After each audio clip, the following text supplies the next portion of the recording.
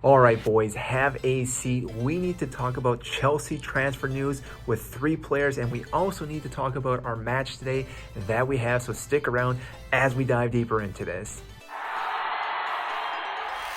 For those who don't know who I am, my name is Mike, huge fan of the best team in London, which if you agree with that, make sure to hit the like button and subscribe down below.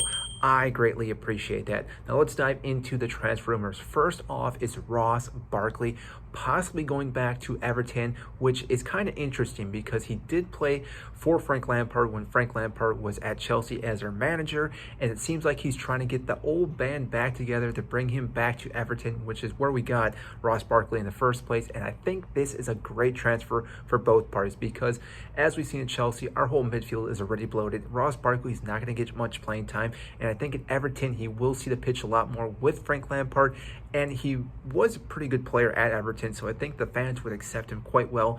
I'm not too sure about the fees right now, but I'm assuming it's going to be a little bit lower, but we didn't really pay too much for Ross Barkley in the first place, so if he was to go for say 10 to 15 million, not losing anything out on that.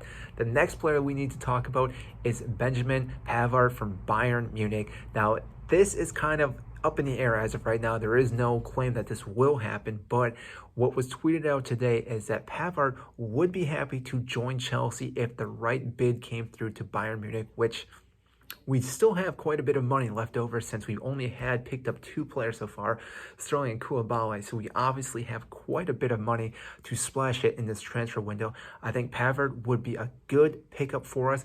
I don't know if he would fit into Thomas Tuchel's system 100%. Again, it's difficult because he's not going to be able to play in this preseason, so he just jump right into the season, which is always difficult for any player, especially a player coming into the Premier League with not getting any reps before the season starts. So I'm kind of up in the air with that one, but I think it could still be a good workout for Chelsea and Bayern Munich. And our last player that is in the transfer news is Broja. Once again, it seems like Real Madrid has come knocking on the door for this player.